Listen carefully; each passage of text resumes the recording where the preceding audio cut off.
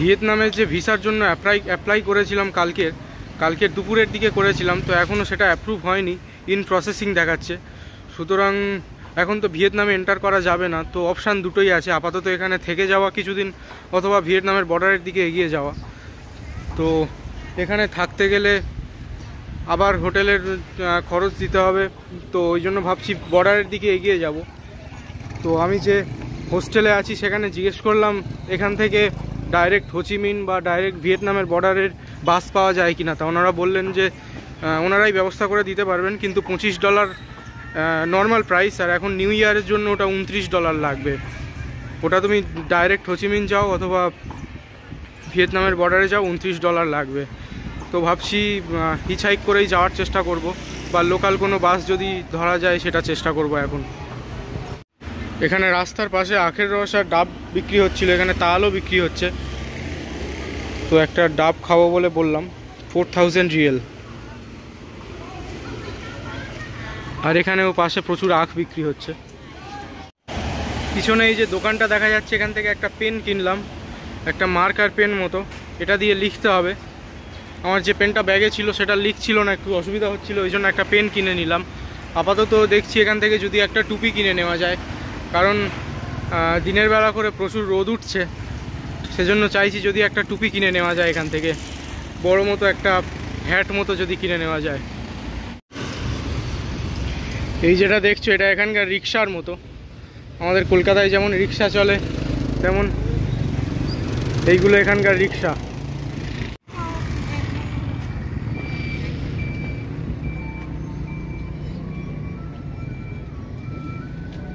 এখানে একটা টুপির দোকান দেখতে পেয়েছি। Can I see, brother? Can I see the hats?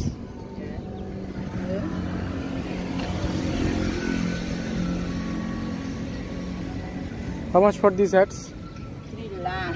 $3? It's too expensive. Why $3? The $2 for this hat. Yeah, $2. Yeah. No, this is not that expensive. This is $2. Look. Yeah. Can you make it 2? Huh? Wait. Let me see which one I'll get.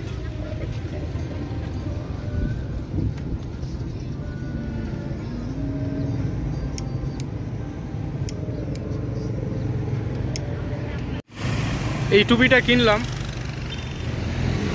তো এটার দাম প্রথমে $3 বলছিল, কমিয়ে $2 আনলাম। মনে হচ্ছে আরও কমালে ভালো হতো, কারণ একটা অটোর কাকু জিজ্ঞেস করছিল কত নিল, আমি বললাম $2, বললো টু এক্সপেন্সিভ। তার মানে এগুলোর অ্যাকচুয়াল দাম হয়তো আরও কম হয়, তো আরও কমানো যেত। ঠিক আছে, $2 মানে ওই 160 টাকার মতো, ঠিক আছে। তো এখানে যেখান থেকে হোস্টেলে ছিলাম সেখান থেকে সেন্ট্রাল মার্কেট বলে একটা জায়গা 1.5 কিলোমিটারের মতো দূরে, ওখান থেকে বাস নেওয়ার চেষ্টা করব, বাস আছে কি দেখব, সেই জন্য যাচ্ছিলাম। তো এখানে বুকিং ক্যাব যে আছে সেটার ভাড়া 3400 রিয়েলের মতো দেখাচ্ছে। আর এখানে যেই অটোগুলো দাঁড়িয়ে আছে এখানে জিজ্ঞেস করছিলাম, এখানে ভাড়া অনেক বেশি বলছে। তো এখানে যদি তোমরা আসো অনলাইন ক্যাব বুক করে নেওয়ারই চেষ্টা করবে, সেটা কম ভাড়া পড়বে বলে আমার এখন মনে হচ্ছে। তো এটা একটা টিপস ছিল, বলে দিলাম। তো সেন্ট্রাল মার্কেট বলে যে জায়গাটা, এখানে চলে এসেছি। আর এখানে অনেক অটো দাঁড়িয়ে আছে, বাইক দাঁড়িয়ে আছে। আপাতত কিয়েন সবাই বলে একটা জায়গা আছে, এখান থেকে 18 কিলোমিটার দূরে, সেখানে যেতে চাইছি। কিছুটা করে এগোতে চাইছি। আপাতত শহরের বাইরে এখন বেরোতে চাইছি, তবে হিচহাইক করা সুবিধা হবে।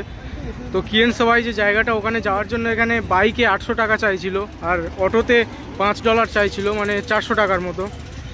কিন্তু তাও অনেক বেশি মনে হচ্ছে, বাসে গেলে অনেক কম হবে, সেজন্য আমি বাসের জন্য দেখছি। আর একটা অসুবিধা হচ্ছে, এখানে এখন হলিডে চলছে, সেই জন্য কিছু গাড়ি হয়তো বন্ধ আছে বলে আমার মনে হচ্ছে, সেই কারণে এখন গাড়ির একটু অসুবিধা আছে। তো দেখা যাক, একটা কাকু বলল এইদিকে যেতে বললো। এইখানটায় কিয়েন সবাইয়ের কোনো বাস নেই, তো ওইদিকে যেতে বললো, এখন ওইদিকে যাচ্ছি। তো এখান থেকে সব অটোগুলো $5 বলছিল। একটা অটো $3 রাজি হয়েছে 18 কিলোমিটারের জন্য, যদিও বেশি মনে হচ্ছে। আশেপাশে কোনো বাস দেখতে পাচ্ছি না, মনে হয় বাস আজকের বন্ধও থাকতে পারে বা এখান থেকে হয়তো পাওয়া যায় না, সেজন্য $3 চলেই যাচ্ছি। তো কাকু কিয়েন সবাইয়ের রাস্তা জানতো না, সেই জন্য আমার ফোন দেখে দেখে ম্যাপ দেখে যাচ্ছিল। তারপরে কাকুর ফোনে ম্যাপটা খুলে দিয়ে দেখিয়ে দিলাম।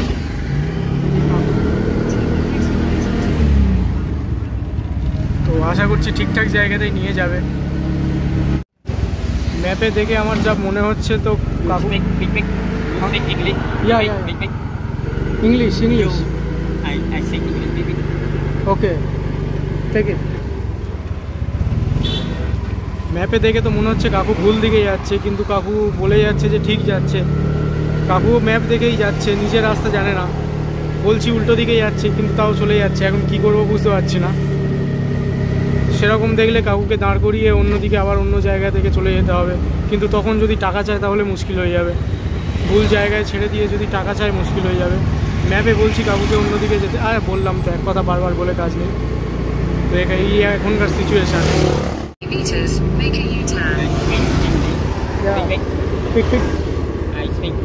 I speak English. Oh. But you are going to wrong direction. I'm sure. Make a U-turn. You are going to wrong direction, brother.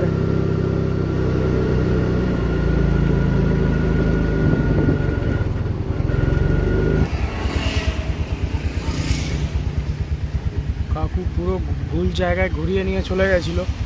তো এখন আবার ঘুরিয়ে যেখানে এনেছে, এই যে বাইরের নদী, ঘুরিয়ে আবার সেই নদীর পাড়ে নিয়ে চলে এসেছে যেখানে আমি ছিলাম, যে হোস্টেলের কাছে। তো প্রথমে আমি বলছিলাম ভুল যাচ্ছে উল্টো দিকে হবে। কাকু আমার কথা না শুনে পুরো অন্য দিক থেকে 15-20 মিনিট হয়ে গেল এখন ঘুরিয়ে আবার যেখানে এনেছে, সেখান থেকে শুরু হয়েছিলাম আবার সেখানেই এনেছে। তো জার্নিটা কোথায় যাচ্ছে এখন কোনো আইডিয়া নেই আমার। শেষ অবধি যেখানে যাবো বললাম সেখানে যেতে পারবো কি না, কাকু পৌঁছতে পারবে কি না। আর পরে বেশি টাকা চেয়ে বসলে আরও মুশকিল হয়ে যাবে। আর জায়গায় গন্তব্যে না পৌঁছে তাও টাকা চেয়ে বসলে সেটাও মুশকিল হয়ে যাবে। আর ভাষার খুবই সমস্যা হচ্ছে। আমি ইংলিশে বলছি, উনি খেমের ল্যাঙ্গুয়েজে কথা বলে যাচ্ছে। একটু আগে নিজেই কথা বলে যাচ্ছিল, তো মুশকিল হয়ে গেল। তো অনেক কষ্টে এই যে কিয়েম সাবাই জায়গাটা, এই জায়গাটার কাছে এসে পৌঁছেছি। পুরো শহরের ভিতরে ঢুকিনি, কিছুটা বাইরের দিকেই দাঁড়িয়ে গেছি। যে অটোটায় করে এসেছিলাম সেই অটোটায় এখানে নামিয়ে দিতে বললাম। তো অনেক কষ্টে ম্যাপ দেখিয়ে আমি লেফট রাইট এরকম বলে এই জায়গাটায় পৌঁছেছি। তো এখান থেকে এখন হিচহাইক করার চেষ্টা করব পুরো বর্ডার অবধি, ভিয়েতনামের বর্ডার অবধি হিচহাইক করার চেষ্টা করব, দেখা যাক।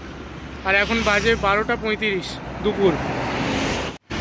তো এখানে একটা দোকানে বসেছি, দোকানে ব্যাগ ট্যাগ রেখে কাগজের উপরে আবার লিখবো, যে জায়গাটায় যাব সেই জায়গাটার নাম লিখবো এখানকার ভাষায়। সেই জন্য একটা দোকানে ঢুকেছি। তো এখানে এখন রোদের জন্য হয়তো অন্ধকার লাগছে। এটা লিখে নিয়েছি, এবারে এখানে দাঁড়িয়ে হিচহাইকিং করব।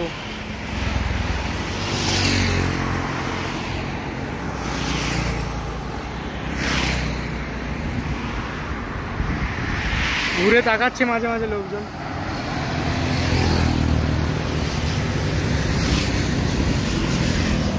কিন্তু কেউ আসছে না।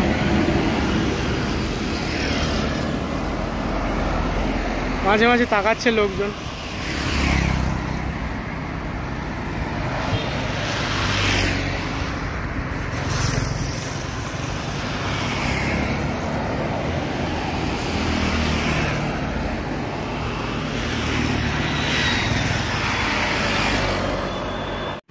তো এখানে দাঁড়িয়ে হিচহাইক করছিলাম, আর একটা কাকু এখানে দাঁড়িয়ে পড়েছে। কাকু কি বলছে কিছু বুঝতে পারছি না। কাকু মনে হয় আমার সঙ্গে দাঁড়িয়ে গাড়ি দাঁড় করাতে চাইছে।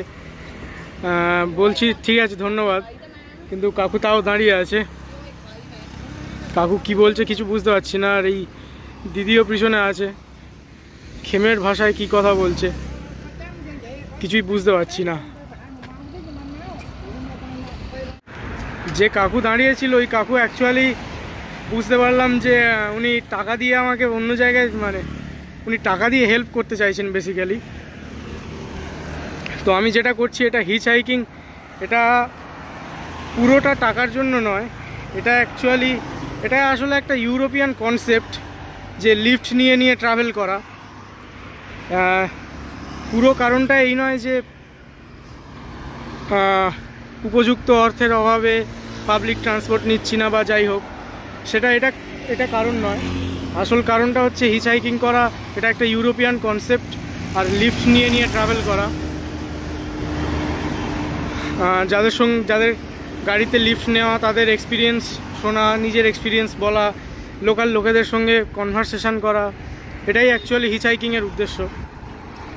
তো উনি টাকা দিতে চাইছিলেন, আমি বললাম no thank you, I don't need money বলতে উনি চলে গেলেন। তো আবার এখানে দাঁড়িয়ে লিফট নেওয়ার চেষ্টা করব। 1 ঘন্টার মতো হয়ে গেছে মনে হচ্ছে, দেখি চেষ্টা করে। তো একটা লিফট পেয়েছি, থ্যাংক ইউ।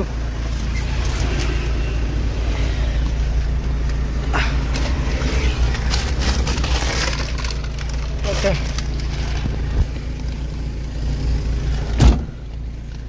Thank you. এই কাকু লিফট দিয়েছে এই জায়গাটা অবধি।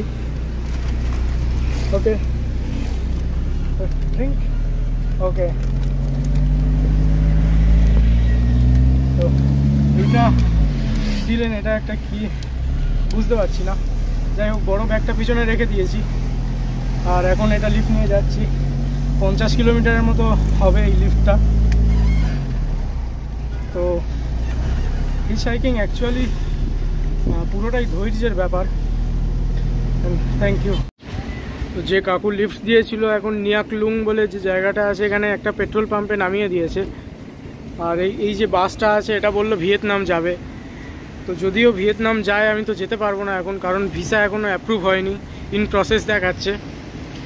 আর আজকের রবিবার, আজকের কোনো কাজ হয় কি না সেটাও জানি না। তো হয় এখানে থেকে যেতে হবে আজকের, না হলে বর্ডারের দিকে চলে যেতে হবে। যদিও বা বর্ডারের কাছে চলে যাই তাহলেও এন্টার তো করতে পারবো না, তাই ভাবছি এখানে থেকে যাব কি না, দেখা যাক। এই যে পেট্রোল পাম্পটা এখন আছি এটা শহর থেকে কিছুটা দূরে, আর এখান থেকে ভিয়েতনাম যাওয়ার গাড়ি বিশেষ পাচ্ছি না। কিছু লোক বললো যে এখন হলিডে চলছে বলে গাড়ি কম আছে বা বন্ধ আছে হয়তো, এরকম বললো। আশেপাশে খাবার দোকান তো তেমন নেই, কারণ শহর থেকে দূরে আছি বললাম। এই ধরনের কিছু খাবার দোকান আছে। তো এখান থেকে একটা ক্রিসপি ফ্রাইড চিকেন, ওটা 4000 রিয়েল মানে 80 টাকার মতো পড়লো, ওই একটা কিনলাম। আর এখন 3:20 বাজে, দুপুর বিকেল। তো আশেপাশে কোনো মন্দিরও নেই, হোটেলও পাচ্ছি না অনলাইনে, দেখা যাক কি হয়। তো পেট্রোল পাম্পের কাছে একটা হোটেল মতো ছিল, গেস্ট হাউস লেখা ছিল। তো অনেকক্ষণ হাঁটতে হাঁটতে ভাবলাম গেস্ট হাউসে ঢুকে দেখি কেমন দাম টাম হয়, যদি বাজেটের মধ্যে পোষায় তাহলে বুক করা যেতে পারে। তো ভাষা কিছু বোঝা যাচ্ছিল না। $5 বললেন, একটু কমানোর চেষ্টা করলাম, একদম কমলো না। তো $5 আজ রাতের জন্য এই রুমটা বুক করেছি। রুম যদিও $5 তুলনায় অনেক ভালো, কিন্তু তাও এটার প্রয়োজন তো ছিল না, সেই কারণে বলছি আর কি। তো কাছাকাছি একটা মন্দিরের জন্য আমি হেঁটে হেঁটে যাচ্ছিলাম, মন্দিরটা যদিও অনেকটা দূরে ছিল। আর তো এটা জিজ্ঞেস করলাম, $5 বললো। $5 মানে 400 টাকার মতো, 400 450। তো ভাবলাম ঠিকঠাকই আছে, করেই নিই। তো আজ রাতের জন্য এইখানে বন্দোবস্ত হলো, কাল সকালে আবার ভিয়েতনামের বর্ডারের জন্য হিচহাইক করব। যে হোটেলটায় আছি তার কাছাকাছি একটা রেস্টুরেন্ট মতো দেখতে পেলাম, ফাঁকা মতো বড্ড, রাস্তাঘাটও খুব ফাঁকা। তো এখানে ভাত আছে কিনা জিজ্ঞেস করলাম, এছাড়া আর খাওয়ার মতো তেমন কিছু এখানে নেই। থাকলে নুডলস থাকতে পারে বা বিভিন্ন ধরনের মাংস থাকতে পারে। তো গুগল ট্রান্সলেটারের মাধ্যমে বুঝিয়ে বললাম যে ভাত, জাস্ট ভাত। আর এখানে খেমের ল্যাঙ্গুয়েজ চলে না, এখানে ভিয়েতনামিজ কথা বললো। তো এটা জানা ছিল না। ভিয়েতনাম থেকে যদিও এখনও 100 কিলোমিটারের মতো দূরে আছি, তাও এখানে ভিয়েতনামিজ ল্যাঙ্গুয়েজে কথা বলছে।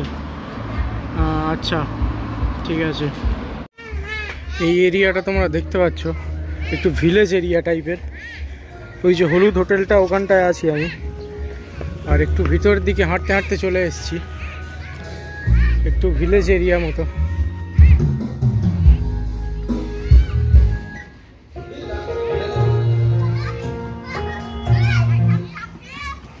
বাচ্চারা জল নিয়ে খেলছে এখানকার সংক্রান্ত ফেস্টিভ্যালের জন্য।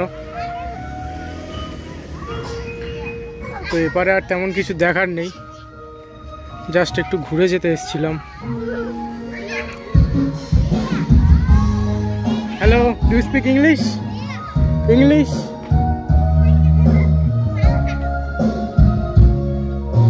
Do you speak English? English? No English? I don't.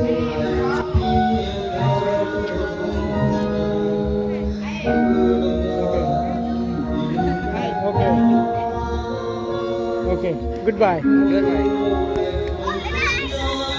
নাচ গান হচ্ছিল, নাচ গান হচ্ছে, খাওয়া দাওয়া হচ্ছে, পান হচ্ছে, ইটিং অ্যান্ড ড্রিঙ্কিং।